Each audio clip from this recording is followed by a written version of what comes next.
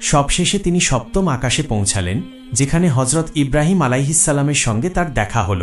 সপ্তম আকাশে তিনি দেখলেন হজরত ইব্রাহিম আলাইহিসসালাম বাইতুল মামুরে হেলান দিয়ে বসে আছেন। বাইতুল মামুর হল সপ্তম আকাশের ফেরেশতাদের কাবা, যা পৃথিবীর বাইতুল্লাহর সোজা হতে উপরে অবস্থিত।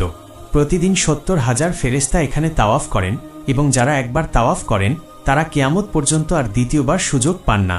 এখানে হজরত জিব্রাহিল আলাইহিসসালাম নবী করিম সাল্লাল্লাহু আলাইহি ওয়াসাল্লামকে হজরত ইব্রাহিম আলাইহিসসালামের সঙ্গে পরিচয় করিয়ে দিলেন। তারা কিছু সময় একসঙ্গে কথাবার্তা বললেন।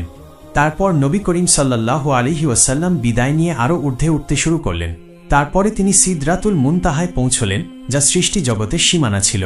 সেখানে তিনি জান্নাতের বিভিন্ন স্তর ঘুরে দেখলেন এবং তার জন্য নির্ধারিত ঘরটিও পরিদর্শন করলেন। তখন তিনি সেই ঘরে প্রবেশ করতে চাইলে তাকে জানানো হল, এখনও আপনার পৃথিবীতে ফেরার সময় রয়েছে। সিদরাতুল মুনতাহায় ভ্রমণ শেষে হজরত জিব্রাইল আলাইহিসসালাম নবী করিম সাল্লাল্লাহু আলাইহি ওয়াসাল্লামকে বললেন, ইয়া রাসূলুল্লাহ, এবার আপনাকে একা যেতে হবে। নবী করিম সাল্লাল্লাহু আলাইহি ওয়াসাল্লাম জিজ্ঞেস করলেন, আপনি আমার সঙ্গে আসবেন না? জিব্রাইল আলাইহিসসালাম বললেন, ইয়া রাসূলুল্লাহ, যদি আমি এর পরেও এক চুল পরিমাণ উপরের দিকে যাই তবে আল্লাহর তাজাল্লির প্রখরতায় আমার পাখা পুড়ে ছাই হয়ে যাবে। জিব্রাইল আলাইহিসসালামের এই কথা শুনে রাসূল সাল্লাল্লাহু আলাইহি ওয়াসাল্লাম একাকী যাত্রা শুরু করলেন। নিস্তব্ধ নীরব এক এলাকা, কোনো শব্দ নেই, কোনো সঙ্গী নেই।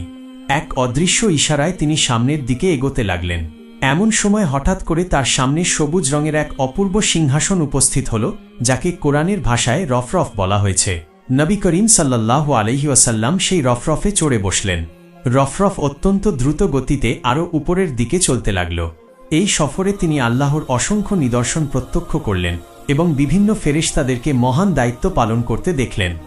এক পর্যায়ে তিনি এমন এক স্থানে পৌঁছালেন যেখানে একজন দীর্ঘদেহী ভয়াল চেহারার ফেরেশতাকে একটি চেয়ারে বসে থাকতে দেখলেন। তার হাতে ছিল এক নূরের ফলক। তার পাশেই একটি বিশাল গাছ ছিল, যার নাম শাহজারাতুল ইয়াকিন। এই গাছের প্রতিটি পাতায় পৃথিবীর মানুষের নাম আর ঠিকানা লিপিবদ্ধ ছিল। সেই ফেরেশতা একাগ্রচিত্তে তার হাতে থাকা ফলকটি পর্যবেক্ষণ করছিলেন এবং মাঝে মাঝে গাছের পাতার দিকেও তাকাচ্ছিলেন। নবী করিম সাল্লাল্লাহু আলাইহি ওয়াসাল্লাম তাকে সালাম দিলেন, কিন্তু তিনি এতটাই কাজে নিবিষ্ট ছিলেন যে মাথা নেড়ে সালামের উত্তর দিলেও তার দিকে তাকালেন না। কিছুক্ষণ পর ফেরেশতা মাথা তুলে রাসূলুল্লাহ সাল্লাল্লাহু আলাইহি ওয়াসাল্লামের দিকে তাকালেন। তার চেহারা দেখে নবী করিম সাল্লাল্লাহু আলাইহি ওয়াসাল্লাম কিছুটা ভীত বোধ করলেন। পরে জানা গেল তিনি ছিলেন মালাইকাল মাউত হজরত আজরাইল আলাইহিসসালাম। হজরত আজরাইল আলাইহিসসালাম নবী করিম সাল্লাল্লাহু আলাইহি ওয়াসাল্লামকে অভিনন্দন জানিয়ে বললেন, ইয়া রাসূলুল্লাহ, আপনার মিরাজ সফর শুভ হোক। এই সফর আপনার এবং আপনার উম্মতের জন্য কল্যাণকর হোক। তার এমন স্নেহপূর্ণ কথায় রাসূল সাল্লাল্লাহু আলাইহি ওয়াসাল্লামের ভয় কেটে গেল। তিনি জিজ্ঞেস করলেন, আপনি কিভাবে গোটা পৃথিবীর সমস্ত প্রাণীর আত্মা একাই কবজ করেন? আজরাইল আলাইহিসসালাম বললেন, ইয়া রাসূলুল্লাহ, আমার হাতে থাকা এই ফলকটিতে পৃথিবীর সব মানুষের নাম ও ঠিকানা রয়েছে।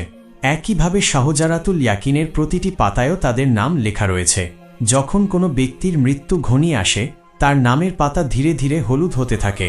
তখন রিজিক পৌঁছে দেওয়ার দায়িত্বে থাকা ফেরেশতারা তার শেষ রিজিক সরবরাহ করেন। এক সময় সেই পাতা শুকিয়ে ঝরে পড়ে।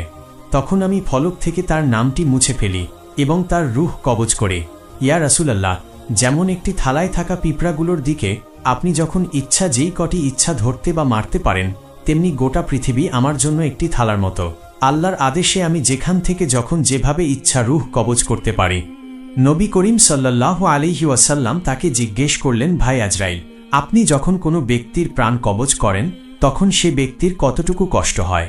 জবাবে হজরত আজরাইল আলাইহিসসালাম বললেন, ইয়া রাসূলুল্লাহ, একবার আল্লাহর নবী হজরত আলাইহিসসালাম মৃত্যুর স্বাদ অনুভব করতে চেয়েছিলেন। আল্লাহর নির্দেশে আমি তার রূহ কবজ করেছিলাম। এরপর তার রূহ দেহে ফিরিয়ে দিয়ে তাকে অনুভূতি সম্পর্কে জিজ্ঞেস করলাম।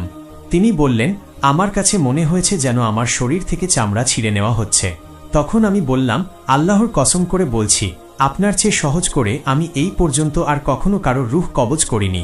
এই কথাগুলো শুনে নবী করিম সাল্লাল্লাহু আলাইহি ওয়াসাল্লাম নিজের উম্মতের কথা ভেবে গভীর চিন্তায় মগ্ন হয়ে গেলেন।